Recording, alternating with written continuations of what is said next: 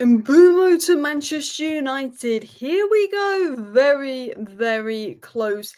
It looks like as David Ornstein drops a bomba about Manchester United's latest bid for Mbeumo, hitting the price that Brentford wants. The bid expected to be accepted, movement expected to happen, and Mbeumo expected to be on the pre-season tour. What is my thoughts on this situation? The big news that has been coming in today. Updates on Hojlund to Milan. There was a couple stories about it.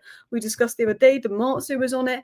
And could Sesko be the next target after Mbeumo? Are United eyeing their next target? So, hello, and welcome back to Alice Talks Football, and welcome back to your 10-minute Manchester United news, transfer news, and update roundup. Where we round up all the latest news in a 10-minute late night video for you guys so you can stay up to date. I do apologize that this video is going to be coming out at like gone past midnight when most of my late night roundups come out about 10 p.m.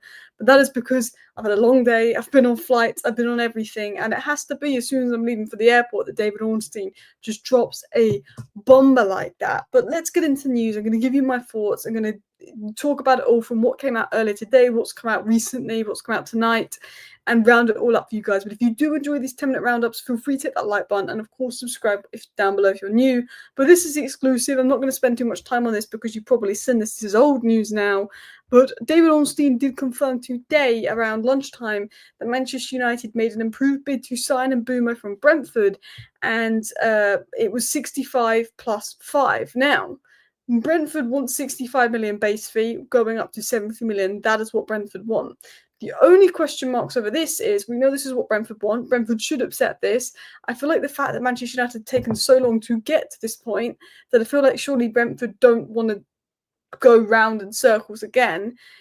Surely Brentford accept this. I think it would be weird if Brentford didn't accept this. And to be honest, if Brentford don't accept this, I'm okay with Man United walking away, as embarrassing as it is, because you say he's a £55 million player, Man United are in for him, you asked for 62.5, we give you 62.5, you now want 70 million, we've given you that with the add-ons. The question is, over how many years will this be paid? What are the instalments? And how achievable are the add-ons? That is what might alter Brentford's thinking. But there is suggestions that this bid will be accepted. Romano said that United remain confident as they improve their bid, and he confirms what David Ornstein reported. He said talks are underway and Brentford are working on an Amari Hutchinson deal. We know that Manchester United's third offer for Mbeumo is expected to be accepted. So there's reports coming out now, a couple hours after this bomber from David Ornstein, that the bid is expected to be accepted, but no decision yet. But the bid matches Brentford's demands. So there's basically a lot of people suggesting this Mbeumo deal is happening. United are confident this bid is likely to be expected. It's expected to be accepted, and that means the Mbeumo deal will happen. Manchester United will walk away if Brentford outright reject this third bid for Mbeumo and say it's not near the valuation structure. So Ben Jacobs was saying if Brentford just say straight up no, United will walk away, which I can't blame United for. It's annoying, and I feel like I've been getting annoyed, and I've said, look, we just got to pay up now. Brentford aren't going to lower, and we've done that. But if Brentford want even more, United kind of have to walk away. Now, what Ben Jacobs said, and he worded this carefully, is if Brentford outright reject, Brentford might say we accept the 70 million, but we want to pay it over 3 years and not 4 years. And then that's when they have negotiations, and that's where it's ongoing, because obviously the bid hasn't been accepted yet, but we're now being told by reports that it's expected to be accepted. So that's a bit of positive indication coming in there. And the biggest thing about this as well is Bryan Mbeumo is now pushing for his Man United move. Ben Jacobs was on the United stand earlier today when this news broke, and he said quite a few interesting things. But one of the things he said was that Bryan Mbeumo told Brentford that he thinks the offer is fair and wants to make the move. Alex Crook, who worked for Ben Jacobs, sometimes said that Bryan Mbeumo is pushing hard to make the move happen. Bryan Mbeumo's been training. Bryan Mbeumo's been incredibly respectful to Brentford, and that's probably helped out Brentford a bit. He's not been doing anything too crazy, but he's seen this bid. He said, this is a fair bid. This is what you're asking for. He knows if Brentford reject this bid, it's just a bit knobbish from Brentford, and he's now putting pressure on Brentford to accept the bid. I also think if you are other clubs looking at it, if Brentford asks for this amount for a player, Man United bid that amount, and they say no, then they ask for this amount for a player, Man United bid that amount, and they say no, other clubs are going to see that and see that Brentford are difficult to deal with. and that will put them in a hard position. So I think because Man United has so publicly hit their asking price and it's so publicly dragged on, that Brentford may just accept that. Now, is there any good about this? Because we're literally talking about Manchester United basically giving Brentford what they want, and we've done nothing for 3 weeks just to give Brentford what they want. Now, I'm going to be completely honest with you. We put in this bid because of Newcastle's interest in Vista today. I did it in my live stream earlier today, which aged really badly, but I'm glad it aged badly. It was a big rant about United and Mbeumo. But Newcastle started making a move for Vista.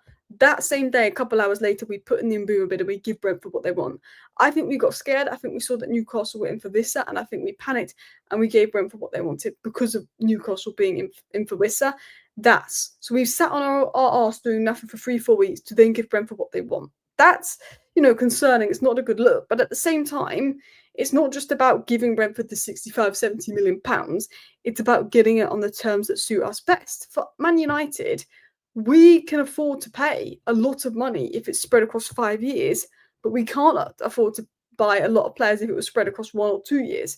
So maybe United's tactic in delaying the deal so much is to get Brentford to accept something where we can pay over 5 years and not 4 years. Maybe that's what we're going to get out of delaying it, but ultimately it's embarrassing.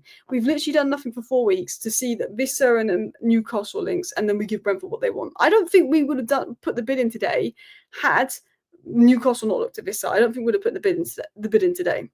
And I think the bid we put in is more than fair. I think if Brentford don't accept, we can walk away. It's embarrassing that it took this long to put the bid in, and probably Newcastle moving for Vista to make us put the bid in. I think it's going to come down to structures and add-ons. The add-ons apparently aren't very achievable. I think that's Ben Jacobs who said that. But I think Brentford are going to upset Mbeumo if they reject it. They're going to upset a lot of people if they reject it. And it doesn't look good for Brentford if they're asking for a price, a team bids that price, and they reject it. So I think Brentford also know that United are definitely going to walk away if this is rejected. So that might put a bit of pressure on Brentford to upset, because I think it's pretty obvious if they don't upset this, we're walking away.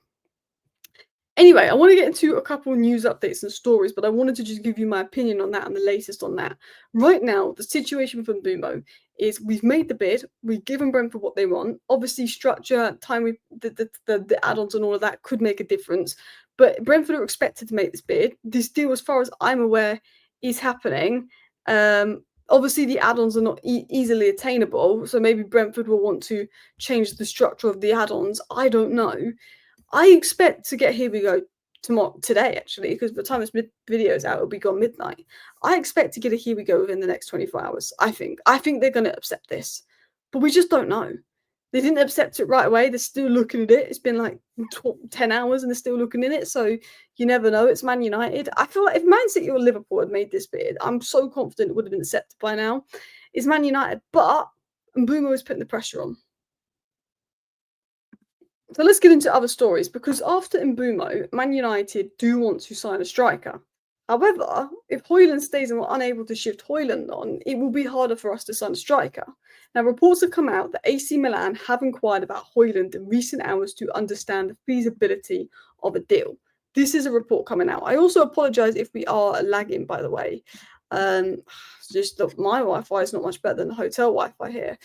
But there is some interest in Hojlund from AC Milan. Now, he was obviously linked to Inter Milan very early in the transfer window. He's now being linked to AC Milan. There's a lot of interest in Italy and Hojlund. He's very highly rated in Italy, and there's teams inquiring about it. Now, Laurie Whitwell suggested that Hojlund was more likely to leave than stay, although recent indications suggest that Hojlund's likely to stay and wants to stay. It's not going to be an easy deal to do, because while Hojlund's wage demands are low and it'll be easy to offload him on loan, Man United don't want to do a loan, they want a permanent, and because his book value is at 40 million, they want 40 million for Hojlund, which is a price tag that I can't personally see us getting after the season that he has had. So there's a feeling that Hojlund could stay. But I think Hojlund, if there's a club in Italy that wants him, I think for his own sake, he should push for that move, and hopefully a team will pay up.